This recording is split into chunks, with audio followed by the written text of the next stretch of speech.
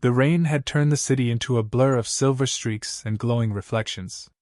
Street lights smeared across the windshield like melted gold as Maya eased the car to a stop beneath the grand awning of the Aurelius Grand Hotel.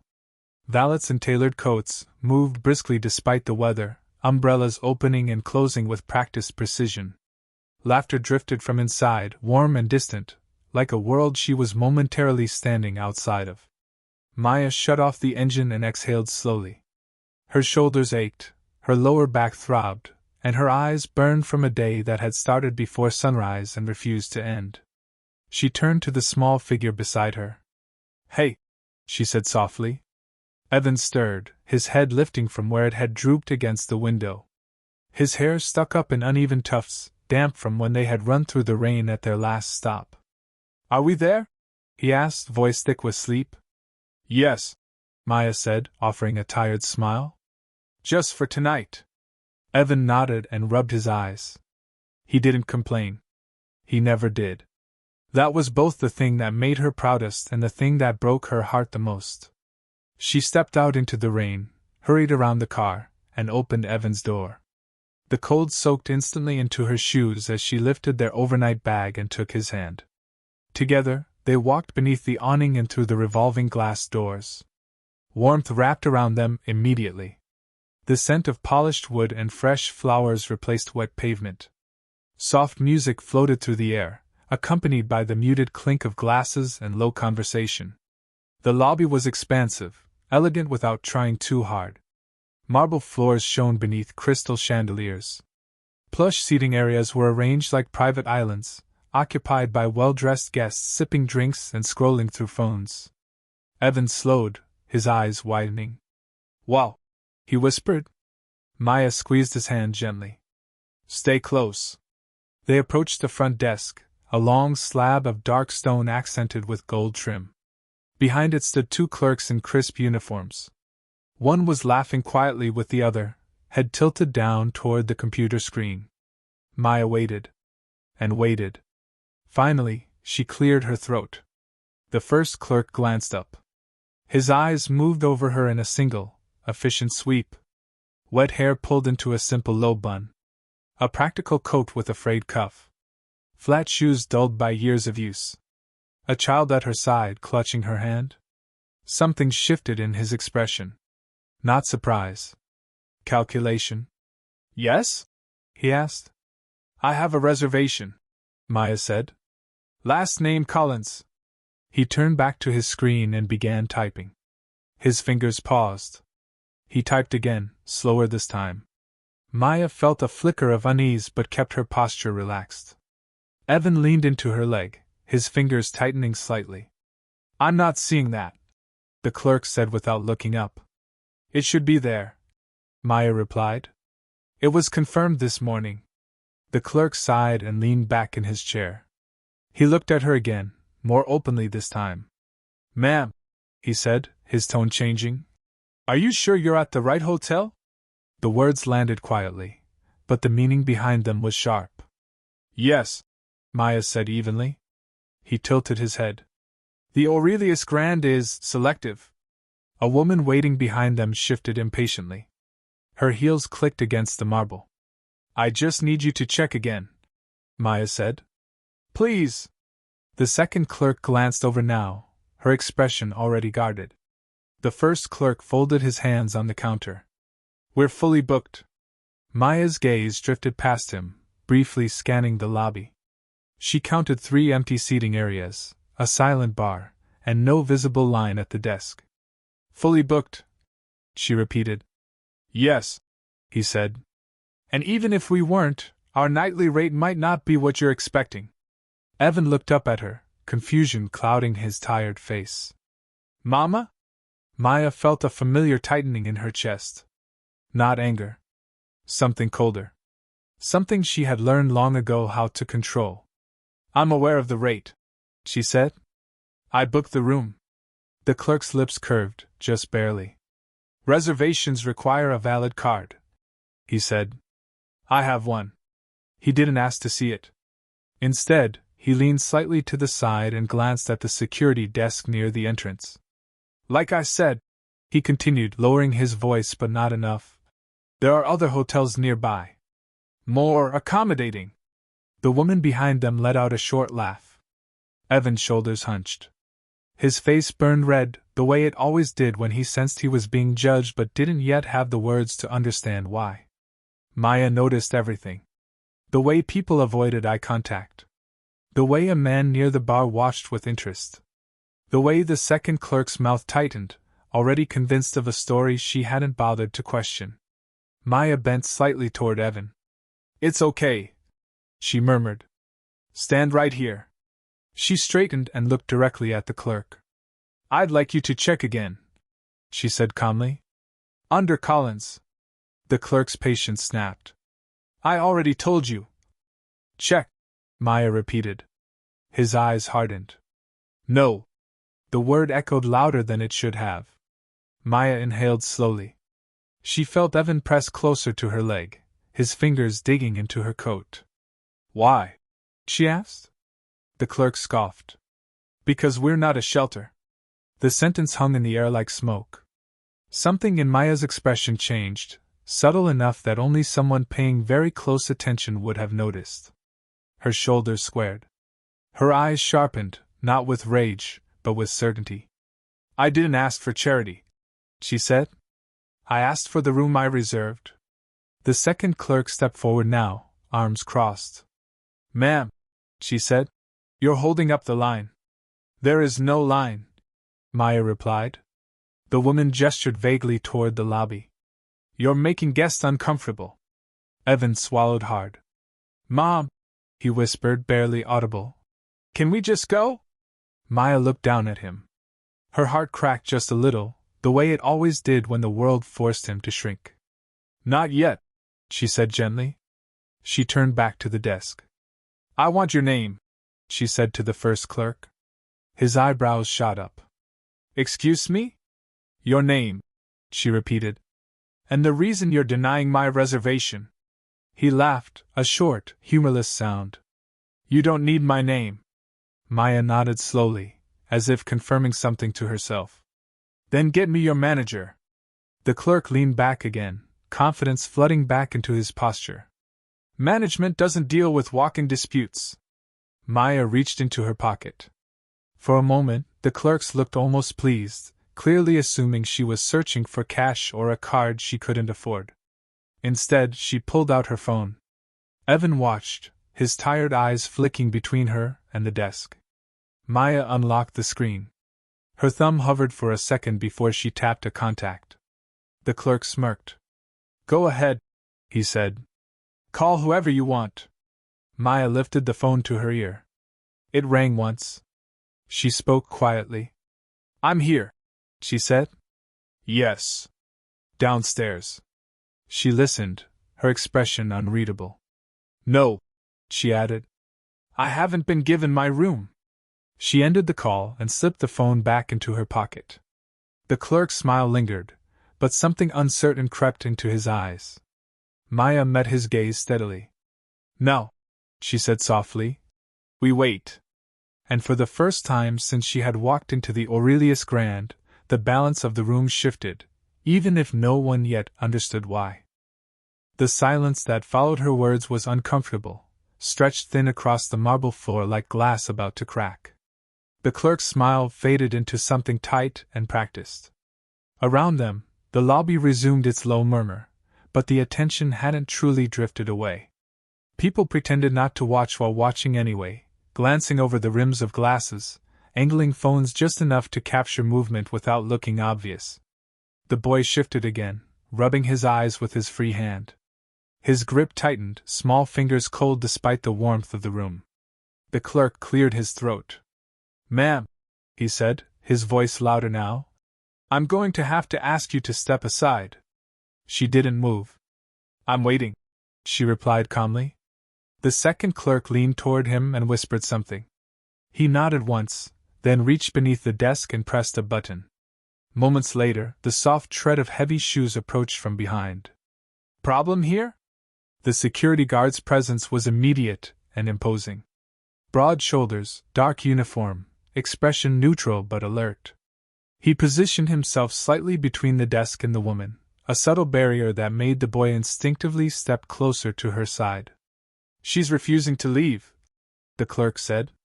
"And she doesn't have a valid reservation." "That's not true," she said, her tone steady. "I have a confirmed booking." The guard glanced down at her, then at the boy. His voice softened, but only slightly. "Ma'am, if you don't have proof of reservation, I'll need you to exit the property." "I do have proof," she replied. "And I've asked multiple times for them to check." The guard hesitated, clearly uncomfortable now. He shifted his weight, glancing toward the desk. "Sir," she added, meeting his eyes, "I'm not causing a disturbance. I'm being refused service." The clerk scoffed. "This isn't discrimination. This is policy." "What policy?" she asked. He opened his mouth, then closed it again. A man at the bar leaned closer to his companion, whispering loudly enough to be heard. "Every night it's the same thing." The companion chuckled. "They always try." The words cut deeper than the guard's stance or the clerk's smirk. The boy heard them. His shoulders curled inward, as if trying to make himself smaller. "Mom," he whispered, voice trembling. "Everyone's looking." She knelt again, lowering herself to his level despite the eyes on them. "Hey," she said softly. "Eyes on me." He hesitated, then met her gaze. "You haven't done anything wrong," she said. "Not one thing. Understand?" He nodded, but his eyes shimmered with unshed tears. She stood slowly, deliberately. "I'm not leaving," she said. The guard straightened. "Ma'am, I'm waiting for someone," she continued. "And until they arrive, I'll stay right here." The clerk laughed, sharp and dismissive. "You're waiting for what, exactly?" She didn't answer. The second clerk folded her arms tighter. "This is getting ridiculous." The guard spoke again, firmer now. "Ma'am, if you refuse to comply, I'll have to escort you out." "Please don't," the boy whispered. She closed her eyes for a brief moment, then opened them. "Do what you need to do," she said quietly. "But know that people are watching." The guard glanced around. A few guests had fully turned now, curiosity overtaking politeness. Someone near the entrance lifted their phone openly. A bead of sweat appeared at the guard's temple. "I don't want this to escalate," he said. "Neither do I," she replied. "That's why I'm standing still." The clerk slammed his palm lightly against the desk. "Sir, she's trespassing." The guard hesitated again. Before he could respond, the elevator bell chimed softly behind them. The doors slid open, releasing a small group of guests who paused, sensing tension immediately. A woman in a silk dress frowned. "What's going on?" "No idea," someone replied. "But it's uncomfortable." The boy swallowed hard. "Mom," he said, voice cracking now, "can we please go?" She crouched again, brushing rain-damp hair back from his forehead. "I promise you," she whispered. "This is almost over." The guard took a step closer. "I'm asking you one last time," he said. She straightened and looked him square in the face. "Then I'll ask you one last thing," she replied. "Are you prepared to explain why you removed a paying guest and her child without cause?" The guard's jaw tightened. Before he could answer, a sharp voice cut through the lobby. "What's happening down here?" Every head turned. From the far end of the lobby, near the private lounge entrance, a man in a tailored suit approached quickly, phone still in his hand. His expression was tight, focused. He wasn't smiling. The clerk's confidence wavered for the first time. "Sir," the clerk began. "This woman." The man raised a hand without breaking stride. "I wasn't speaking to you." The guard stepped back instinctively. The man stopped a few feet away, eyes fixed on the woman and the boy. He took in the scene in a single glance: the damp coat, the child's red eyes, the security guard hovering too close. He lowered his phone slowly. "Is there a problem?" he asked, voice controlled but edged with urgency. "Yes," the clerk said quickly. "She doesn't have." "I'll handle this," the man snapped. The lobby had gone completely silent now. The woman met the man's gaze. Her expression hadn't changed, but something in the air had. "I called," she said simply. The man nodded once. "I know." A murmur rippled through the onlookers. The clerk's mouth opened. "Sir, I didn't realize." The man cut him off with a look that made him stop mid-sentence. He turned back to the woman. "Please," he said, lowering his voice. "Give me a moment." She nodded once. The boy looked up at her, confused but hopeful. "What's happening?" he whispered. She squeezed his hand gently. "Something important," she replied. From the far side of the lobby, hurried footsteps echoed again. Another suited figure appeared. Then another. The clerks exchanged nervous glances. The guard stepped fully back now, his posture suddenly deferential. The first man straightened, his face set. "This should never have happened," he said quietly. The woman didn't respond. The elevator chimed again. And with it, the balance of the room tipped completely, just before the truth could no longer be contained. The first thing people noticed was how fast the mood changed. What had been an awkward spectacle moments earlier turned into something sharper, heavier. Conversations died mid-sentence. Glasses stopped clinking. Even the background music seemed suddenly too loud, as if it didn't belong anymore. The suited man who had intervened straightened his jacket, then glanced toward the front doors. Rain was still streaking the glass, but now silhouettes were gathering outside. Not guests. Staff. Important ones. The clerks felt it before they understood it. The first clerk swallowed hard. His confident posture had collapsed into something rigid and uncertain. His eyes flicked from the man to the woman, then to the child, searching for some explanation that might still save him. The second clerk whispered, "Who is she?" He didn't answer. Instead, he leaned forward, hands gripping the edge of the desk as if it were the only thing keeping him upright. The man in the suit turned to the security guard. "You can step back."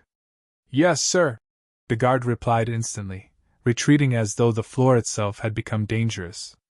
That single exchange sent a ripple through the room. The boy noticed it too. He looked around, eyes wide, sensing that the pressure pressing down on his chest was easing, even if he didn't yet understand why. Another man entered the lobby at a brisk pace, Rain still clinging to his coat. He scanned the room, spotted the woman immediately, and froze. "Oh," he breathed. He walked forward quickly. "I was told." The first man raised a hand. "Not yet." The newcomer nodded and stepped aside, clasping his hands together like someone waiting for a verdict. The woman stood quietly, her hand resting on the boy's shoulder. Her face was calm, but her eyes missed nothing. She saw the way the clerk's hands trembled.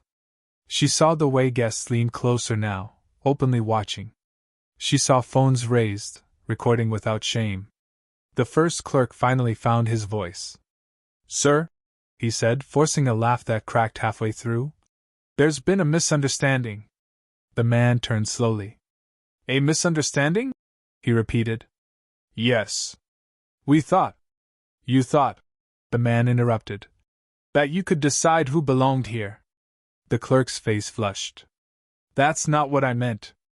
"It's exactly what you meant," the man said sharply. "And you did it publicly."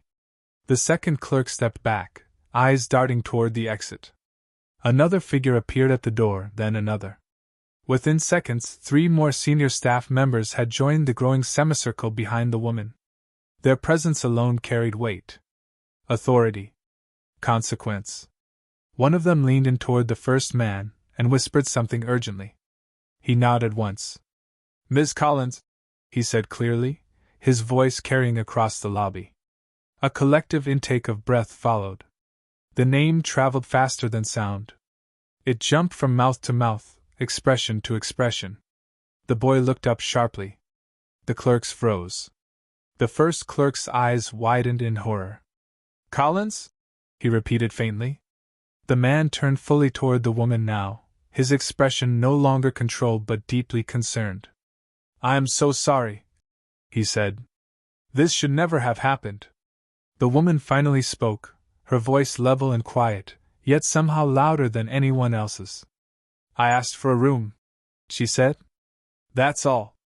The second clerk's knees visibly shook. "You were denied," the man said.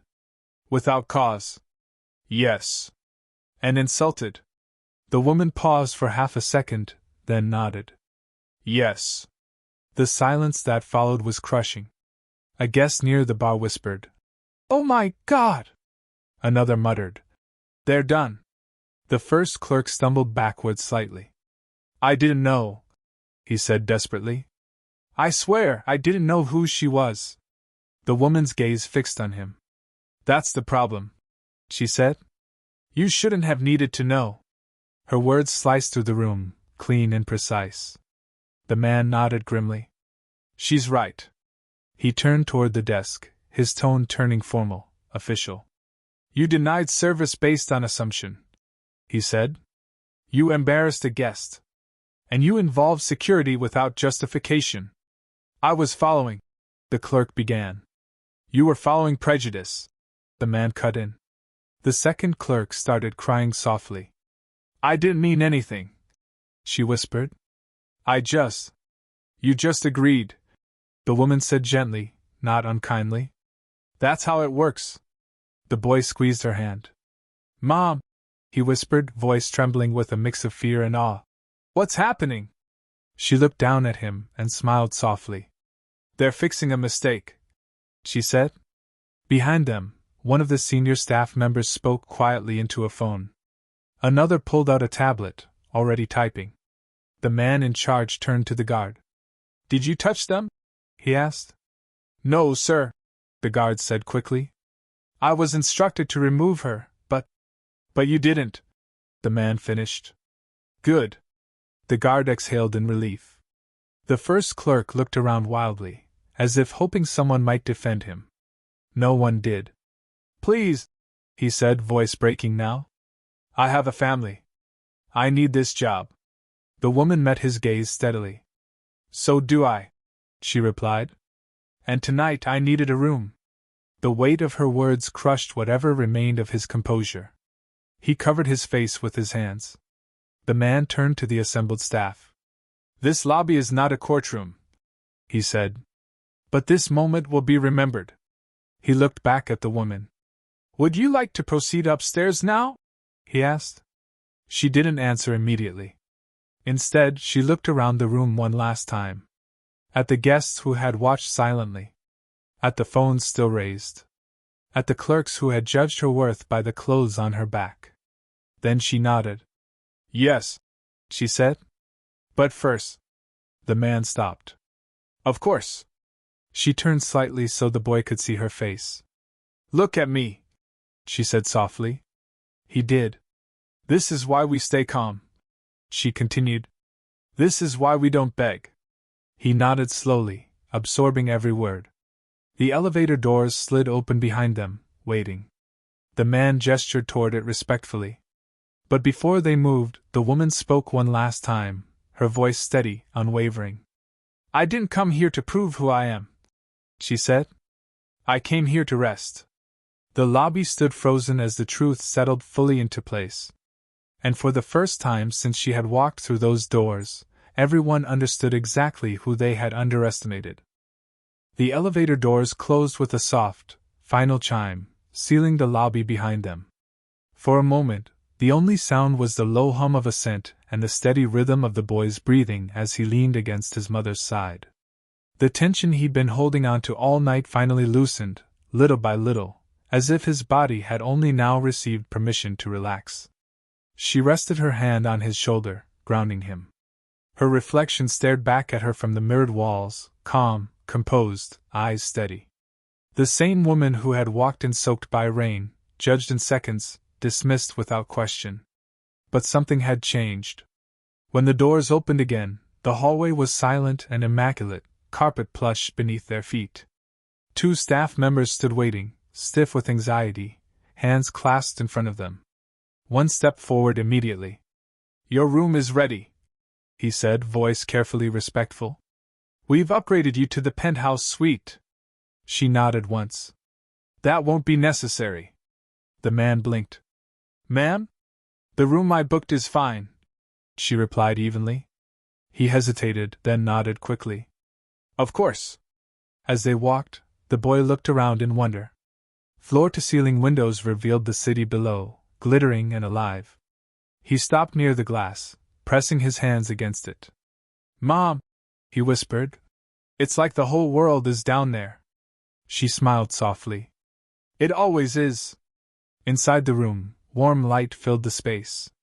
A fire crackled gently in the corner. The bed was perfectly made, untouched.